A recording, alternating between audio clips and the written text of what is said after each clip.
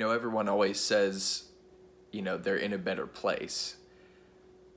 But what does that better place actually look like?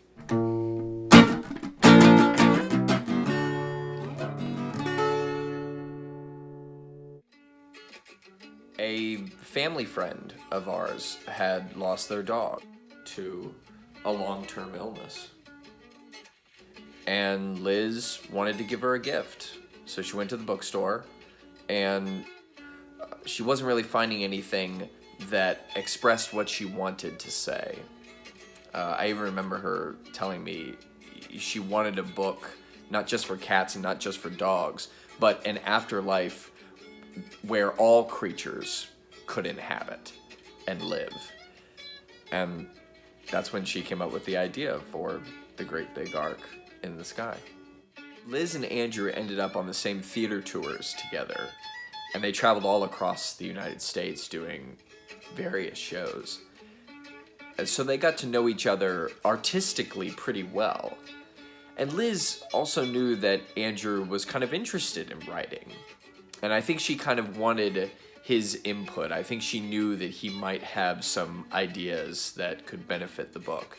So that's how they ended up co-writing it together. The book kind of became a reflection of their relationship together. Because Andrew was born in 1981, Liz in 85, and then I didn't come along until 91. So there's about a 10-year period where it was just the two of them before, I came into the picture.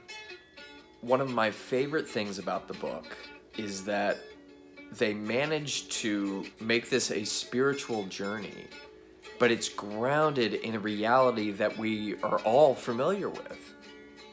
Each port that the Ark visits reflects different habitats on Earth. So the book has this really profound sense of respect for nature and education, because they put the 5 senses in there too. Each port represents a sense. The desert is touch, the tropical port is taste, and the prairie is smell, and so on. One of the things that has been very clear from the beginning is that this book was always meant to be a gift.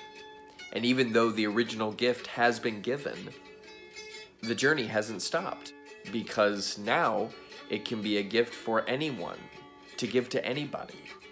It can now be shared with the world. Anybody who needs a comforting hand or just looking for a little ray of light, it can now be given to someone who might really need it.